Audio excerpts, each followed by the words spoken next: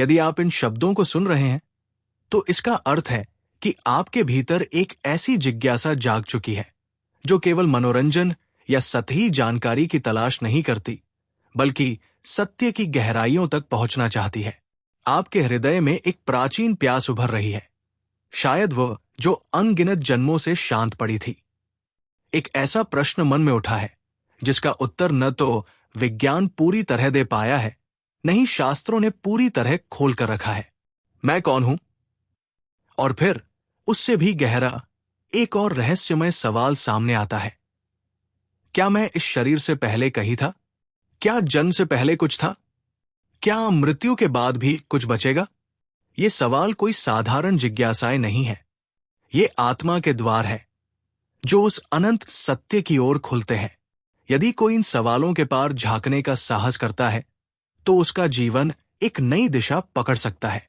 यही हमारी आज की यात्रा है, एक ऐसी यात्रा जहां मन की उथल पुथल शांत होती है, जहां आत्मा की स्मृतियां जाग उठती है और जहां परमहंस योगानंद की प्रेरणा हमें उस अनदेखे मार्ग पर प्रकाश दिखाती है। यदि आप भी इस मार्ग पर कदम रखना चाहते हैं तो इस यात्रा को अपने हृदय का ठिकाना बनाइए। इस वीडियो को लाइक करें। यह छोटा सा संकेत हमें बताता है कि आप सच्चाई की इस पुकार को सुन रहे हैं। इस यात्रा को और गहराई से समझने के लिए चैनल को सब्सक्राइब करें और जब आत्मा की अगली पुकार गूंजे तो उसे सबसे पहले सुनने के लिए बेल आइकन दबाएं।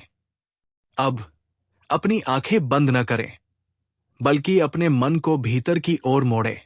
ये यात्रा वहीं से शुरू होती है जहां जन्म से पहले का रहस्य आज भी जीवित है। आपके भीतर, मेरे भीतर और हम सभी के भीतर।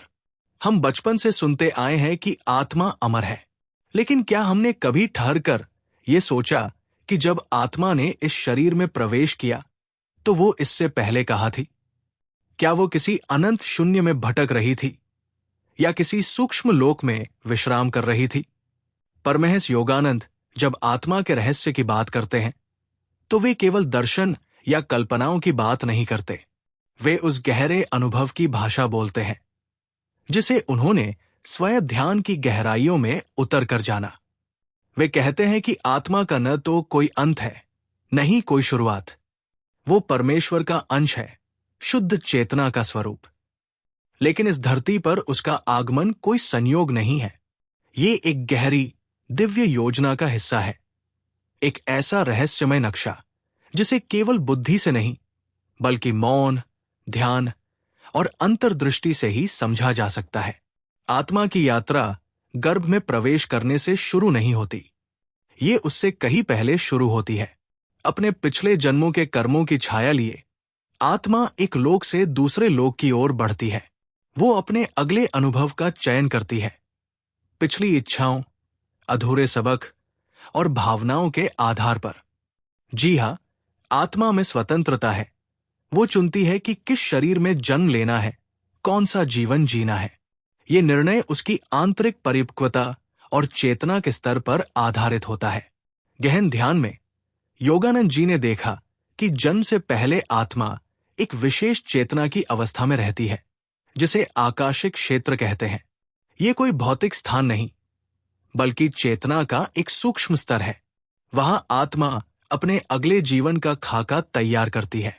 वहां अलग अलग स्तर की आत्माएं होती हैं, कुछ अत्यंत उन्नत तो कुछ भ्रम में डूबी।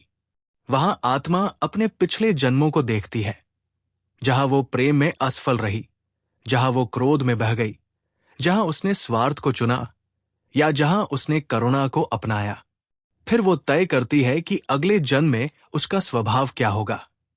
ये कोई विचारों की प्रक्रिया नहीं, बल्कि एक गहरी अंतर्जनन, ऊर्जा और भावनाओं का आदान प्रदान है जो आत्मा को उसकी अगली यात्रा की दिशा देता है। प्रिय मित्रों, ये कोई काल्पनिक कहानी नहीं है। ये उस अनदेखे लोक की झलक है जिसे हमने कभी कभी गहरे अनुभवों के क्षणों में महसूस किया है। ये विषय आपकी चेतना को जगा सकता है और यही जागृति जरूरी है, क्योंकि जब तक हम ये नहीं जान लेते कि हम वास्तव में कौन हैं, कहां से आए और कहां जा रहे हैं, तब तक जीवन एक अधूरी किताब की तरह लगता है जिसके पन्ने कभी पलटे ही नहीं गए। मैं आपसे निवेदन करता हूं कि इस यात्रा के अंत तक हमारे साथ बने रहें, क्योंकि हर कदम पर आप अपने अस्तित्व के उन रहस्यों को जानेंगे जो अब तक विस्मृति के कोहरे में छिपे थे।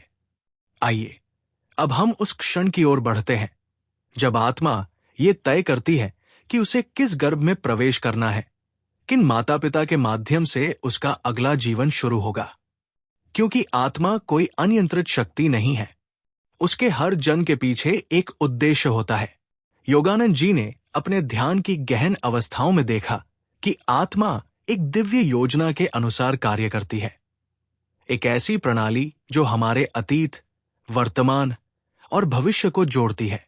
जब आत्मा किसी गर्भ को चुनती है तो वो केवल एक शरीर नहीं चुनती, वो उस वातावरण को चुनती है, उस संस्कृति को, उन कर्मों के प्रवाह को जो माता पिता के माध्यम से जुड़ने वाले हैं। ये निर्णय गहरे स्तर पर लिया जाता है, जहां पिछले जन्मों के अधूरे कर्म, गलतियां या अधूरी भावनाएं अपनी पूर्ति की प्रतीक्षा करती है। आत्मा अगला जन्म इसलिए चुनती है ताकि जो अधूरा छूट गया था उसे पूरा कर सके।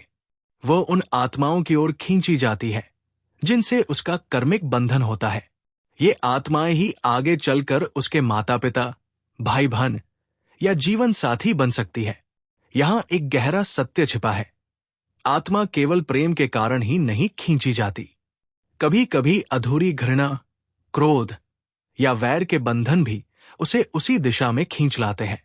योगानंद जी कहते हैं कि आत्मा बार बार लौटती है जब तक कि हर भावनात्मक बंधन, चाहे वो प्रेम का हो या द्वेष का, पूरी तरह मुक्त न हो जाए। इसीलिए ऐसा भी हो सकता है कि हम उन घरों में जन्म लें जहां हमारे पिछले जन्मों के शत्रु अब हमारे अपने बन गए हों। लेकिन ये सब उस उच्च चेतना के स्तर पर तय होता है जहां घृणा भी आध्यात्मिक प्रगति के माध्यम से प्रेम में बदल सकती है। जब आत्मा किसी गर्भ को चुन लेती है तो वो मां की चेतना में एक सूक्ष्म ऊर्जा के रूप में प्रवेश करती है। पहले वो मां के सूक्ष्म शरीर में एक छाया की तरह प्रकट होती है, फिर धीरे धीरे स्थूल शरीर आकार लेता है। इस दौरान मां को अक्सर सपनों में दिव्य अनुभव, तीव्र भावनाएं या एक अलौकिक उपस्थिति का एहसास हो सकता है। लेकिन ज्यादातर लोग इन संकेतों को समझ नहीं पाते। गर्भ में प्रवेश से पहले आत्मा को यह भी दिखाया जाता है कि आने वाले जीवन में उसे किन किन चुनौतियों, संघर्षों और सबक से गुजरना होगा। आत्मा इन सबको स्वीकार करती है क्योंकि वह जानती है कि ये यात्रा उसकी मुक्ति की ओर एक कदम है। यहां एक गहरा आध्यात्मिक रहस्य छिपा है। जब आत्मा शरीर में प्रवेश करती है तो उसे माया का आवरण ओढ़ना पड़ता है।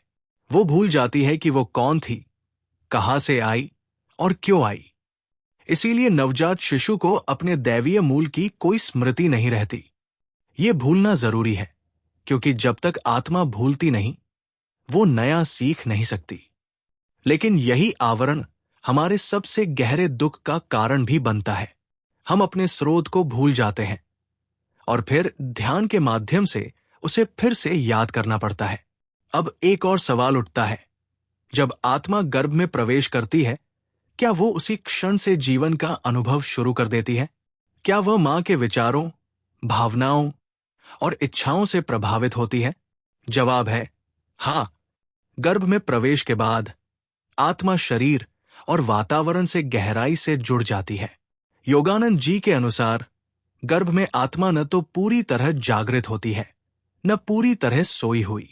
वो एक ध्यान जैसी अवस्था में होती है, जैसे कोई गहरे समाधि में हो।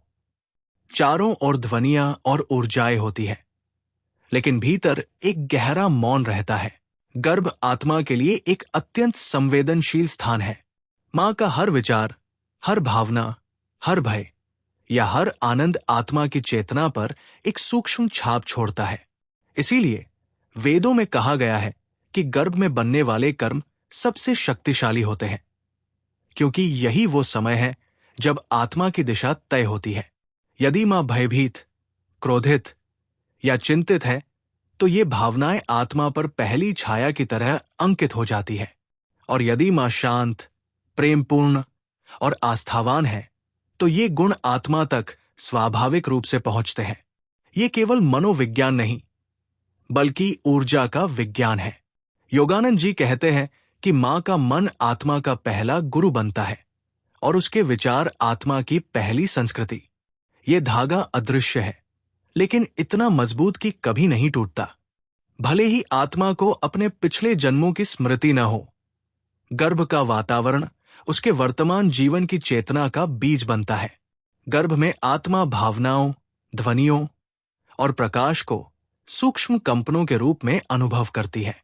मंत्रों की ध्वनि, प्रेम की फुसफुसाहट या भय का कंपन, ये सब आत्मा के सूक्ष्म शरीर को प्रभावित करता है। यहां से कई गहरे सवाल जन्म लेते हैं। कुछ बच्चे जन्म से ही उदास क्यों होते हैं? कुछ को बिना किसी कारण अजीब डर क्यों सताते हैं? कुछ में बिना अभ्यास के असाधारण प्रतिभा क्यों होती है? इसका जवाब गर्भ के भावनात्मक और ऊर्जात्मक वातावरण में छिपा है। यहीं से आत्मा की प्रारंभिक चेतना का रंग तय होता है। योगानंद जी बताते हैं कि कुछ आत्माएं इतनी उन्नत होती है कि वे गर्भ में ही ध्यान करती है। वे जन्म से पहले ही परमेश्वर को याद करती है और अपने जीवन के उद्देश्य को जानती है। लेकिन ऐसी आत्माएं दुर्लभ है। ज्यादातर आत्माएं गर्भ के वातावरण से प्रभावित होकर धुंधली पड़ जाती है और उनके लिए गर्भावस्था एक प्रतीक्षा का समय बन जाता है, जैसे कोई यात्री अगली ट्रेन का इंतजार करता हो। फिर आता है जन्म का क्षण। ये वो पवित्र पल है जब आत्मा पूरी तरह शरीर में समाहित हो जाती है। ये केवल एक शारीरिक प्रक्रिया नहीं, बल्कि एक आध्यात्मिक विस्फोट है। जो आत्मा मां के गर्भ में मौन और अंधेरे में शांत थी, वो अपना पहला श्वास लेती है। ये श्वास केवल हवा नहीं है, ये आत्मा का धरती के साथ पहला संवाद है। और जब नवजात शिशु रोता है, तो वो अपने अस्तित्व की घोषणा करता है, एक ऐसी दुनिया में जो उसके लिए पूरी तरह अपरिचित है। योगानंद जी इस पहले रोने को केवल पीड़ा की प्रतिक्रिया नहीं मानते। वे कहते हैं कि ये आत्मा का भूलने का संकेत है। शिशु इसलिए रोता है क्योंकि आत्मा को एहसास होता है कि वो एक बार फिर माया की दुनिया में आ चुकी है। एक ऐसी दुनिया जहां उसे फिर से ये खोजना होगा कि वो वास्तव में कौन है। जन्म के साथ आत्मा की देह धारण की यात्रा पूरी होती है। ये पहला संस्कार है, जैसा कि प्राचीन ऋषि कहते थे। ये वो क्षण है जब आत्मा शारीरिक सीमाओं, त्वचा के स्पर्श, ध्वनि की तीव्रता और प्रकाश की चुभन का पहला अनुभव करती है। ये सब आत्मा को झकझोर देता है, क्योंकि वो अब तक सूक्ष्म लोकों में थी, जहां न भूख थी, न पीड़ा, न कोई बंधन। यहां एक गहरा सत्य छिपा है। जन्म के बाद भी शिशु में पिछले जन्मों की ऊर्जा बनी रहती है। उसकी आंखों में, उसकी मुस्कान में, उसके मौन में कुछ ऐसा होता है जो इस जीवन से पहले का है। योगानंद जी कहते हैं कि यदि कोई योगी ध्यान की दृष्टि से नवजात को देखे, तो वो आत्मा की पुरानी यात्रा की झलक पा सकता है। लेकिन आम लोगों के लिए वो बस एक मासूम बच्चा होता है। जन्म के बाद दुनिया आत्मा को अपने ढांचों में बांधना शुरू कर देती है। उसे एक नाम दिया जाता है, एक धर्म सौंपा जाता है, एक भाषा सिखाई जाती है और रिश्तों की परिभाषाएं दी जाती है। ये सब जरूरी है, लेकिन इसी प्रक्रिया में आत्मा धीरे धीरे अपने सत्य स्वरूप को भूलने लगती है। जिस क्षण उसे बताया जाता है कि तू ये है, उसी क्षण वो भूलने लगती है कि वो क्या थी। इस तरह आत्मा की यात्रा बाहरी रूप से जीवन के चरणों में चलती है, बचपन, जवानी, बुढ़ापा। लेकिन इसके साथ साथ एक आंतरिक यात्रा भी चलती है, जो आत्मा को उसके सत्य की ओर ले जाती है। ये जीवन न दंड है, न संयोग। ये एक अवसर है, याद करने का, जागने का, लौटने का। लेकिन ये समझ धीरे धीरे आती है। ज्यादातर लोग अपना जीवन केवल अपने नाम, शरीर और पहचान को ही सच मानकर जीते हैं, और इसी भ्रम में आत्मा की बाहरी यात्रा शुरू होती है। लेकिन भीतर एक गहरी खोज भी चल रही होती है। अब सवाल उठता है, क्या आत्मा को जीवन भर ऐसे संकेत मिलते हैं जो उसे उसके सत्य स्वरूप की याद दिलाते हैं? हाँ, बिल्कुल। ये संकेत बार बार आते हैं, लेकिन इतने सूक्ष्म होते हैं कि ज्यादातर लोग उन्हें पहचान नहीं पाते। ये संकेत सपनों में आते हैं, किसी संगीत की धुन में गूंजते हैं, किसी अनजाने चेहरे को देखकर एक अजीब सी पहचान का एहसास कराते हैं, जैसे कोई भूली हुई भाषा फिर से सुनाई दे। आत्मा चौंकती है, ये क्या था? लेकिन मन तुरंत कहता है, ये तो बस एक भ्रम है। ये जागृति एक पल में नहीं होती, ये बार बार ठहरती है, लौटती है, फिर से शुरू होती है। ये आत्मा और अहंकार के बीच, स्मृति और विस्मृति के बीच का संघर्ष है। और अंततः एक समय आता है जब आत्मा अपना मार्ग स्पष्ट देखने लगती है। उसे एहसास होता है कि ये जीवन केवल एक अध्याय है, एक अनंत कहानी का हिस्सा जो बहुत पहले शुरू हुई थी। अब सवाल यह है, क्या आत्मा उस पूरी कहानी को पढ़ सकती है? क्या वह समझ सकती है कि वो क्यों जन्मी, किस उद्देश्य से, और ये यात्रा कहाँ खत्म होती है? बहुत कम लोग इस जवाब तक पहुंच पाते हैं। ज्यादातर लोग जन्म, मृत्यु और पुनर्जन्म के चक्र में फंसे रहते हैं। ये चक्र इतना विशाल और गहरा है कि बिना जागरूकता के ये एक भूल भुलैया बन जाता है। योगानंद जी कहते हैं कि ये यात्रा किसी बाहरी मंजिल की ओर नहीं है, ये यात्रा भीतर की ओर है, अपने ही अस्तित्व के केंद्र की ओर। ये यात्रा इसलिए है क्योंकि आत्मा ने अपनी मूल पहचान भुला दी है। यही भूलना पुनर्जन्म का कारण है। हर जीवन आत्मा को एक और अवसर देता है कि वो याद करे कि वो न शरीर है, न मन, न कोई पहचान।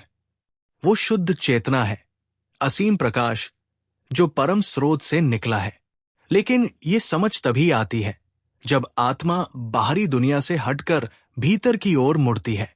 ये खोज ध्यान है, आध्यात्मिक अनुशासन है। तब जीवन केवल घटनाओं का सिलसिला नहीं रहता, बल्कि एक प्रतीकात्मक अनुभव बन जाता है। हर दुख एक द्वार बनता है, हर प्रेम एक संदेश, और हर रिश्ता एक सेतु जो आत्मा को उसकी स्मृति से जोड़ता है। जिन्होंने ध्यान में गहराई से उतरकर जन्म से पहले की यात्रा को याद किया, वे कहते हैं कि ये मार्ग कुछ पाने का नहीं, बल्कि माया के आवरण को हटाने का है।